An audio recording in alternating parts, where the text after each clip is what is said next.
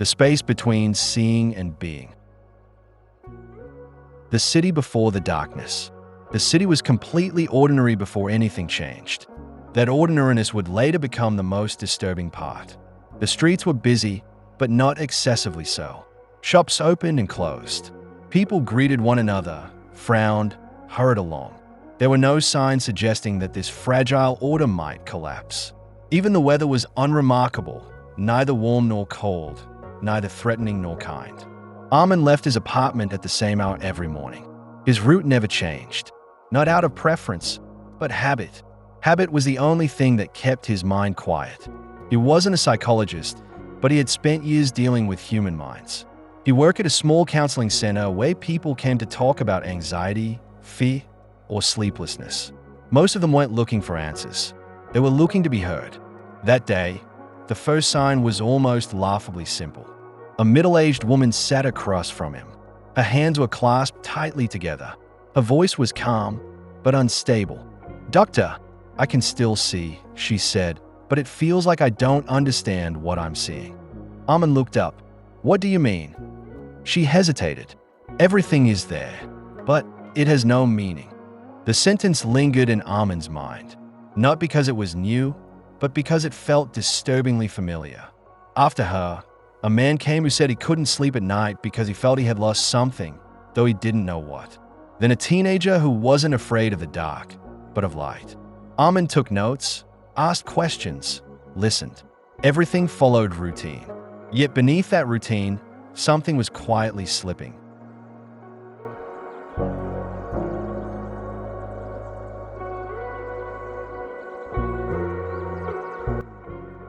At noon, as he left the center, he noticed the sounds had changed slightly. Not louder, not quieter, just less orderly. Car horns lingered longer than they should have. Conversations ended mid-sentence. On the subway platform, a man stood staring at the wall. Not at an advertisement, not at a map, just the wall, as if something were there that others could not see. Armin didn't feel alarmed, only mildly alert, the kind of sensation that comes before a headache, not the headache itself. That night, he didn't turn off the lights. Darkness had always felt easier to sit with. He looked out the window. The city was illuminated, but the brightness felt strangely flat, without depth. For the first time, a thought crossed his mind. What if the problem isn't the eyes? What if the mind is slowly deciding not to interpret anymore? He dreamed that night that he could see everything, but recognized nothing. And in the morning, the city was still there.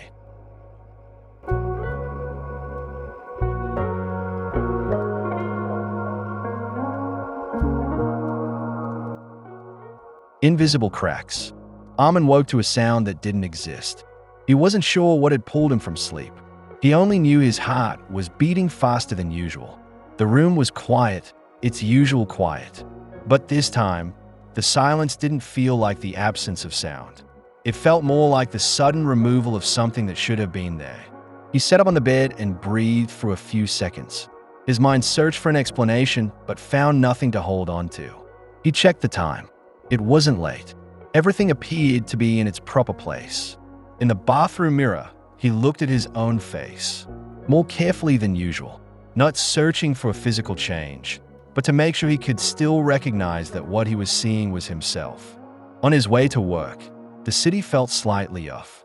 Not literally, buildings were straight, streets unchanged, but distances felt wrong, as if his mind no longer knew what was near and what was far. The counseling center was unusually busy that day. The first client was a man in his 40s with a dry, emotionless voice.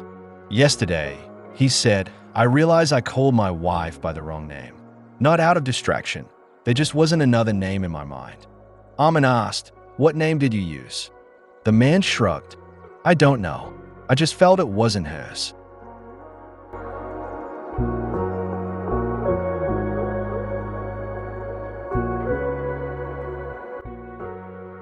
Then came a woman who said that when she looked at a child, she felt nothing.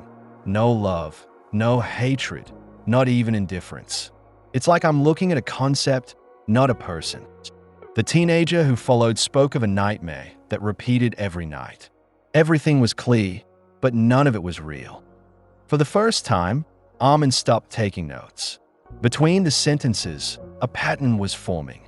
Not a specific illness, not a recognized disorder, something more raw, more fundamental. A disconnection between seeing and understanding. At noon, alone, he reviewed the files again. The dates were close, the complaints similar. Worst of all, none of the people were connected. Or at least, that's how it appeared. He remembered the woman's words from the day before. Everything is there, but it has no meaning. On the way home, he noticed the traffic light was green, yet no one moved. Several seconds passed before the car in front finally accelerated. Not out of fear, but as if the driver had been waiting for something invisible. That night, Armin decided to test something. He turned off the lights and sat in the dark. His eyes were open. He could see objects, but their names came slowly. Chair, table, wall. Each word lagged slightly behind the image. For the first time, fear appeared clearly. Not fear of blindness, but fear of a world that can be seen, yet cannot be understood. And he realized the cracks were no longer invisible. They just hadn't collapsed yet.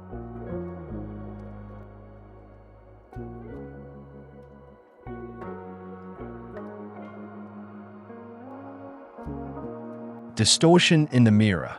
Armin did not dream that night. Or perhaps he did, but nothing remained to be remembered. In the morning, as he left his apartment, he felt something was missing. Not his keys, not his phone, not his bag.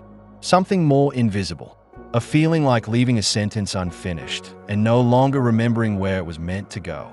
In the elevator, he saw his reflection. It took a few seconds to realize the image was responding to his movements. He blinked.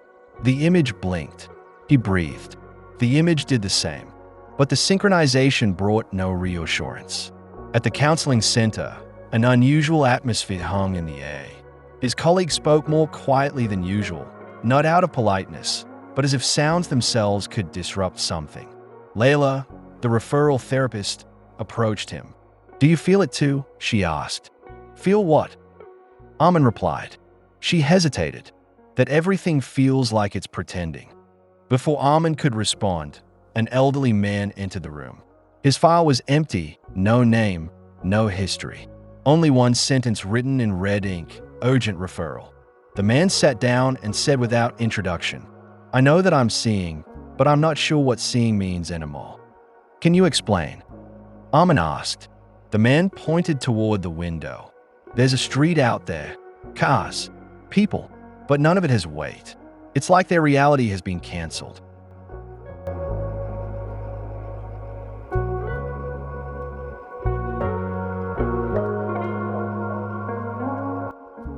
Silence fell. Not the silence of embarrassment, but the silence of language failing. The man continued, "The worst part is that I'm the same. When I look at my hand, I know it's my hand, but I don't believe it." Armin wrote something down, though he knew the words were trailing behind the experience. That afternoon, he went to the center's old archive. Files from years ago, reports that had never reached a conclusion. Among the papers, a short text caught his attention. Perceptual disorder with no identifiable cause. Patients can describe reality but cannot perceive their own belonging to it. The report was dated 20 years earlier. That night, Armin returned home and placed a full-length mirror in his bedroom directly in front of him. The lights were on. The image was clear. He stayed at himself for a long time. Then a brief, dangerous thought crossed his mind. What if this image exists more than I do? He raised his hand. The image did too. But this time, there was a barely perceptible delay between movement and reflection. Not enough to be seen, but enough to be felt. He stepped back. The image followed, slightly later.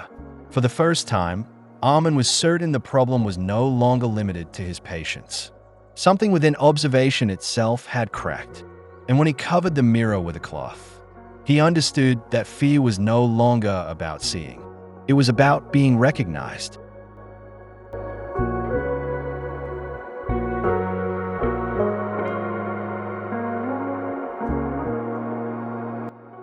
A fracture in meaning. Armin no longer looked at mirrors. The cloth he had draped over it the night before remained in place. Like a wound whose bandage you refuse to change, not for healing, but to avoid seeing it again. But the mirror was no longer the core issue. Even without reflection, something in his gaze had shifted. On his way to the counseling center, he noticed he could read shop signs, yet their meaning reached him with a delay. The words were recognizable, but their significance lagged behind like a trailing shadow. For the first time, he felt language itself separating from reality. During the morning meeting, the director spoke of an increase in similar cases. He tried to keep his tone clinical, but anxiety seeped between his sentences. No one asked questions, not out of understanding, but out of incapacity.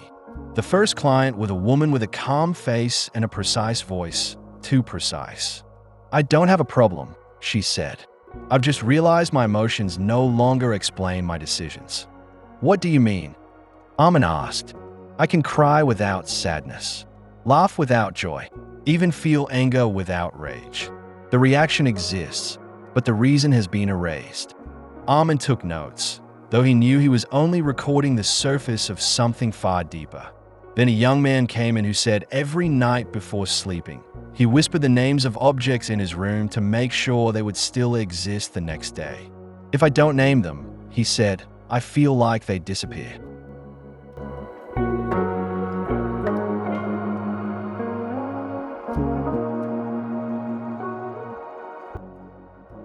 At noon, Armin went to the small cafe he had frequented for years. He ordered his usual drink, but when he took the cup, he wasn't sure why the taste was supposed to feel familiar.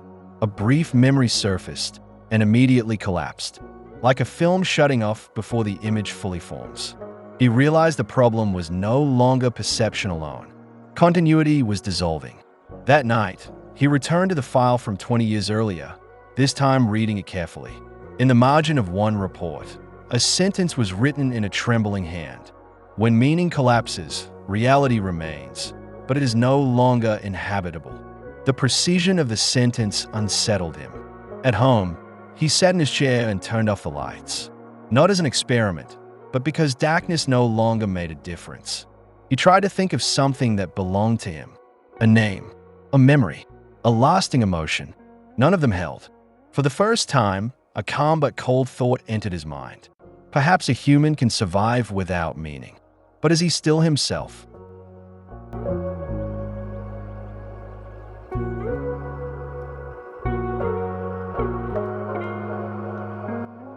The expanding void. The counseling center no longer felt like a place of treatment. It felt more like a temporary station for those who had fallen behind reality. Armin noticed that while the number of new clients had decreased, the sessions themselves had grown longer. Not because people had more to say, but because conversation had slowed. Questions were understood late, answers formed slowly, and sometimes never arrived at all. In one session, a middle-aged woman suddenly said, "I think I used to be someone." "Used to?" Amin asked. She frowned. "Not yesterday, not last year, just before." She didn't continue, as if the concept of before itself was no longer usable. In the hallway, Amin overheard that one of his colleagues had resigned. The official reason, professional burnout. The real reason, no one asked. That night, for the first time, Amin realized he was losing things himself. Not memory, not skill, response. When his phone rang and his mother's worried voice came through, he answered appropriately, chose the correct words, but nothing moved inside him. After hanging up, he stayed at the phone, waiting for a feeling that never arrived. He understood then that he was no longer just an observer. He was entering it.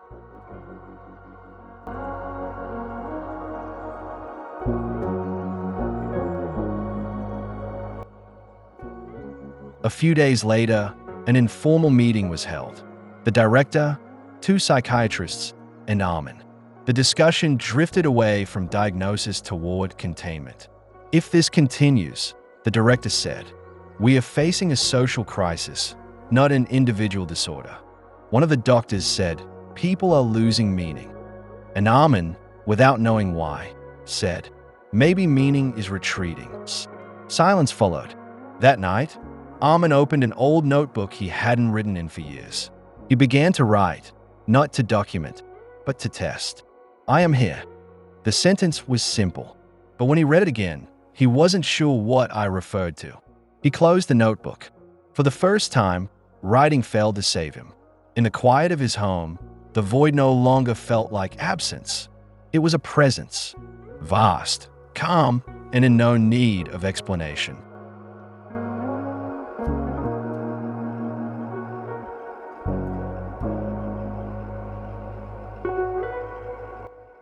The threshold of erasure. The counseling center closed, not with an official announcement, not due to an external crisis. One morning, the doors simply did not open. A short message was sent to the staff, closed until further notice. Armin stood in front of the building for a while. He felt nothing, yet knew he should feel something. That knowledge, without emotion, was stranger than the closure itself. The city had grown quieter, not from order, but from slowness. People hurried less, argued less, reacted less. No anger, no joy, a kind of collective suspension. At a store, the cashier stated the price and then looked at Armin for a moment, as if waiting for confirmation beyond payment. When Armin swiped his card, the cashier didn't smile, only nodded, like the end of a meaningless act. At home, Armin no longer turned the lights on or off deliberately. The difference had faded. He spent most of his time sitting in a chair, without a specific thought, without expectation. Sometimes a sensation formed in his mind, not a word, not an image, just a gentle pressure, like a question that had never taken shape. He tried to recall a memory deliberately. His first day at work, the sound of laughter from long ago. Fragments appeared, but disconnected, without continuity, like pieces belonging to no puzzle. That night, as he passed the covered mirror, he paused. He didn't remove the cloth. He simply stood there. He was no longer certain that seeing could confirm anything. What was being lost was not the world, but the point from which the world is experienced. The next morning, another message arrived. This one was shorter. It will not reopen. Armin set the phone aside. No grief, no relief, just acceptance. For the first time, he considered that the state might not be an illness or a crisis, but a phase. Something the human mind must pass through, even at the cost of losing itself. In the quiet of the apartment, an old sentence drifted through his mind, not as meaning, but as a leftover structure. If nothing has meaning, perhaps meaning is unnecessary. And right there, something inside him stepped back. Not defeat, not surrender, withdrawal. He understood he was standing at a threshold beyond which there was neither darkness nor light, only the absence of distinction, and that was the most terrifying form of erasure.